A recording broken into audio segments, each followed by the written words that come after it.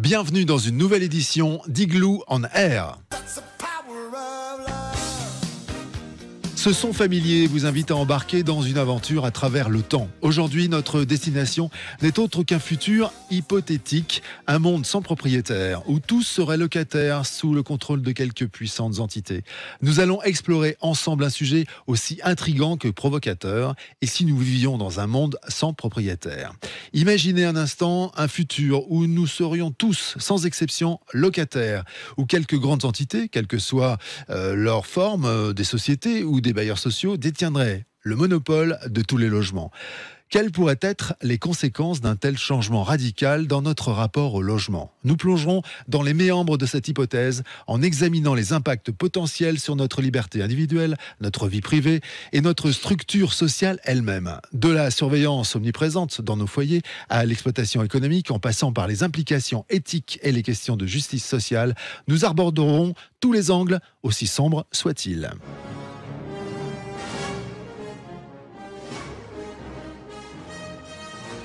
Eh oui Eric, loin de moi l'envie de stigmatiser quelques entités que ce soit, et surtout pas nos amis, les bailleurs sociaux, mais on peut se dire qu'un gouvernement mal intentionné pourrait utiliser un rapport de force à notre détriment. Alors, je n'aurais jamais imaginé écrire ce genre de chronique un jour, mais quelques signaux faibles que je perçois depuis quelque temps, et surtout la pandémie de Covid-19 nous a révélé une réalité parfois troublante, où nos libertés les plus fondamentales ont été mises à l'épreuve et où le sanctuaire de nos foyers s'est vu transformé par des normes et des réglementations impensables auparavant. Alors, lorsque j'observe les politiques nationales et européennes qui se déclinent autour du logement, j'entends la petite voix de Klaus Schwab, président du Forum économique mondial, qui, au Forum de Davos, lança un « Vous ne posséderez rien » et vous serez très heureux. Alors, c'est peut-être un détail pour vous, mais pour moi, ça veut dire beaucoup. Ça veut dire qu'on ne sera plus libre et malheureux d'être là malgré tout. Alors, Eric, fermez les yeux quelques minutes, écoutez-moi et imaginez l'année 2050, cette projection où nos logements, bien plus que de simples abris, deviennent des extensions d'un pouvoir centralisé, un monde sans propriétaires, où tous seraient locataires sous le contrôle de quelques puissances publiques, comme par exemple nos amis bailleurs sociaux ou fonds de pension privés tels que BlackRock. Un monde où les règles du jeu sont redéfinies, non pas pour notre bien, mais pour servir une surveillance et un contrôle omniprésents. Dans cette dystopie naissante, quelques nouvelles tables de la loi pourraient régir nos vies. Alors, je vous propose d'explorer ensemble ces directives hypothétiques pour notre futur habitat. Quel monde se dessinerait pour nous et les générations futures ? Ça fait flipper votre truc, mais on va détailler les commandements. Le premier de ces commandements, plus jamais tu ne bougeras. Mobilité géographique restreinte, avec le contrôle centralisé du logement, les individus pourraient se voir refuser la possibilité de déménager librement, ce qui limiterait les opportunités d'emploi, d'éducation et même les relations personnelles en fonction des décisions des bailleurs et du gouvernement. Deuxième commandement, comme les autres, tu seras. Standardisation extrême, à la poubelle Valérie Damido et autres Roland Garcia. L'uniformisation des habitats pourrait entraîner une perte d'identité culturelle et personnelle avec des espaces de vie qui ne répondent pas aux besoins individuels ou communautaires, mais plutôt à des critères définis par les autorités. Troisième commandement, comme les autres, tu feras. Conditionnement des services essentiels. L'accès à des services essentiels comme l'eau, l'électricité ou Internet pourrait être conditionné à des comportements spécifiques, utilisant le logement comme moyen de coercition pour forcer la conformité aux normes imposées. Quatrième commandement, dans ce coin-là, tu iras. Ségrégation spatiale pour le plus grand bonheur de Carlos Moreno, grand gourou de la ville du quart d'heure. La répartition et la qualité des logements pourraient être utilisées pour séparer physiquement les populations en fonction de critères socio-économiques, ethniques ou politiques, exacerbant ainsi les inégalités et tensions sociales. Cinquième commandement, très fertile, tu seras. Pas d'enfants, pas de logement. Imaginer une pression sur la structuration sociale au travers le logement est effectivement un scénario intéressant. Par exemple, elle pourrait conditionner l'accès à des logements plus spacieux ou situés dans des zones plus désirables à la constitution d'une famille en imposant l'obligation d'avoir des enfants.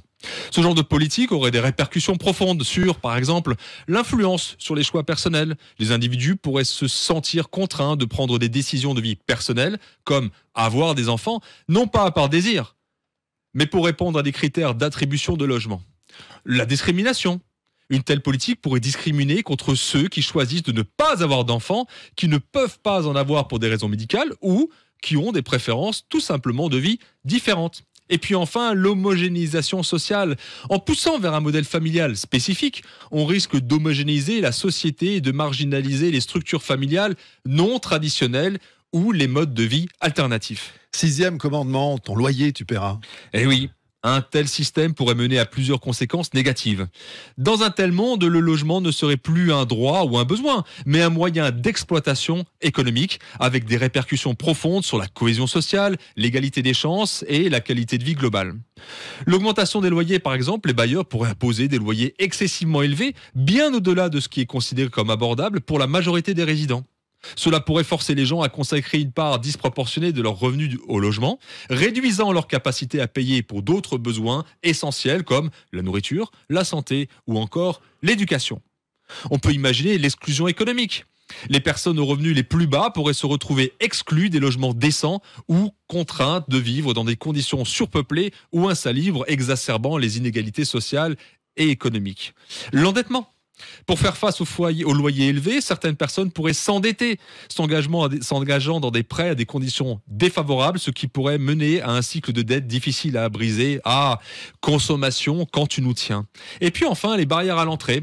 Les nouveaux arrivants ou les jeunes adultes entrant sur le marché du logement pourraient trouver des obstacles considérables, rendant l'indépendance et la constitution d'un foyer extrêmement difficiles. Ça nous prépare une belle brochette de Tanguy. 7e commandement, toutes tes informations, tu donneras. Eh oui, le contrôle des données personnelles dans le contexte du logement, surtout dans un scénario où quelques entités détiennent un monopole, pourrait prendre plusieurs formes. Si les logements sont équipés de technologies intelligentes et connectées, ces dispositifs pourraient collecter en continu des données sur les habitudes de vie des occupants, heures de présence à domicile, consommation d'énergie, habitudes de sommeil, activités quotidiennes et même interactions sociales. Big Brother est là. Voici quelques implications de ce contrôle. Surveillance de la vie privée, par exemple. La collecte continue de données pourrait représenter une intrusion massive dans la vie privée des individus, avec peu de possibilités pour les occupants de contrôler l'étendue de la surveillance à laquelle ils sont soumis. L'exploitation de ces données. Les informations recueillies pourraient être utilisées à des fins diverses, pas toujours transparentes ou éthiques, mais l'analyse comportementale à des fins commerciales. La personnalisation extrême de la publicité ou même la vente de données à des tiers sans consentement explicite. Ah mince, ça je crois que ça existe déjà, Eric. Oui. Pire, la manipulation et le contrôle. Les données pourraient être utilisées pour manipuler les comportements des locataires, par exemple en ajustant les conditions de logement pour encourager certains comportements jugés désirables pour les bailleurs ou les autorités. Et puis enfin la discrimination.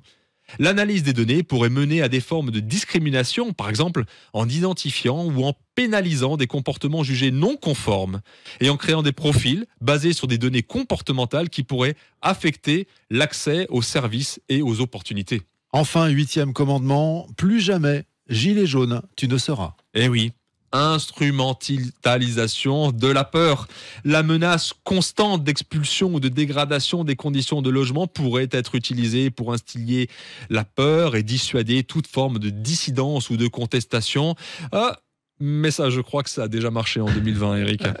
Alors la conclusion de ce qui est peut-être pas tant que ça une dystopie. La conclusion, la voici. Alors que nous refermons le chapitre de cette discussion, il est crucial de reconnaître que les scénarios que nous avons explorés, bien que teintés d'une certaine noirceur, ne sont pas totalement détachés de notre réalité actuelle. Les graines de certaines de ces dystopies s'implantent déjà, insidieusement dans le tissu de nos quotidiens, souvent sans éveiller l'attention qu'elle mérite. La pandémie Covid-19, les réglementations en constante évolution et la surveillance technologique grandissante nous ont donné un avant-goût de ce que pourrait signifier une perte graduelle de nos libertés les plus fondamentales. Ah, liberté, liberté chérie. Peut-être que dans ce contexte, la propriété privée, et en particulier celle de notre logement, se révèle être l'un des derniers remparts contre l'érosion de nos libertés individuelles. Elle représente bien plus qu'un simple toit au-dessus de nos têtes. Elle est un bastion de notre autonomie, un espace sacré où l'individu peut se retrouver, s'exprimer et se protéger des forces extérieures. Eric, gardons donc un œil vigilant sur les évolutions de notre monde en rappelant que les droits et libertés d'aujourd'hui doivent être préservés avec soin pour les générations futures. Merci Cédric Simonin. Bon, effectivement, je suis pas sûr que ça soit une dystopie, mais il y a certains trucs qui existent déjà quand même. Merci à vous. Rendez-vous dans combien de temps pour faire le bilan de tout ça ? 2050. On sera encore là. On sera encore là. On sera encore là. On sera là. On sera à la 3000e émission oui, d'Igloo. oui, En tout cas, les 230 et quelques, vous pouvez les retrouver sur igloonair.com, sur Facebook, Igloo on Air, les plateformes de podcast, la chaîne YouTube d'Igloo et aussi topmusic.fr. Merci Cédric Simonin. Merci, à très Eric. bientôt.